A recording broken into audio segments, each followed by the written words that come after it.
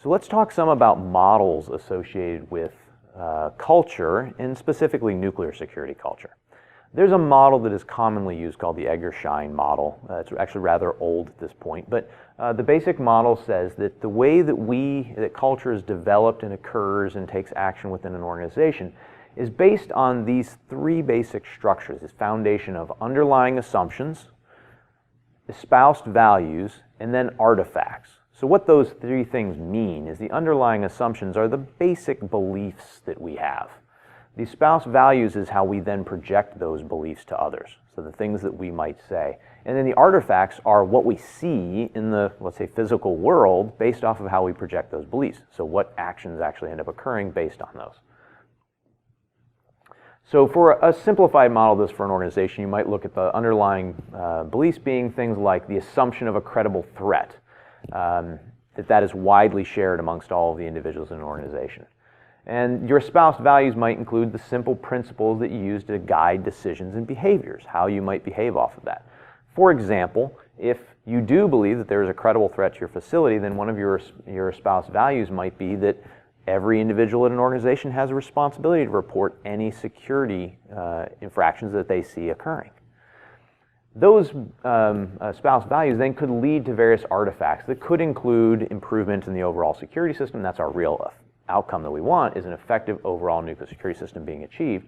But there could even be other more specific artifacts that you might see, which could be changes in the behaviors of individuals and things like that.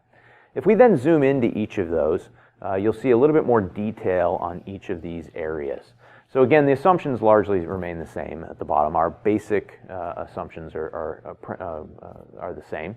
But above that, under simple principles that we guide our actions with, include things like a leadership commitment to nuclear security, that the leadership espouses its values to all the employees about the importance of this, that honest integrity and responsibility are a key component of all employees, that we maintain good equipment condition, and that includes things like if I see poor equipment in the system, I point it out. I tell it to the security personnel, hey, that camera doesn't look very good, it doesn't look like it's working. These detectors are being blocked by this door, those sorts of things. A commitment to procedures, that we have certain procedures to follow. I follow those procedures when I do my operations. If I don't follow those procedures, that says something about your culture. If you say, well, yeah, I know those are the procedures that are written, but I don't follow them. I do this other set of procedures when I conduct my operations. And then a commitment to learning and improvement. That's actually a major part of nuclear security culture. This concept that we as an organization and as a set of employees at a facility are continually going to learn and improve ourselves. And that will actually then create certain artifacts that we will see. And those artifacts in this slide is grouped into two main groupings. One over here that deals with the management systems, and then the other that deals with behaviors within the facility or within the individuals and leadership within the facility. So if we zoom in on each of these, we can see how the overall system is structured, where we have this basic assumption at the bottom, and everything really is related to that basic assumption.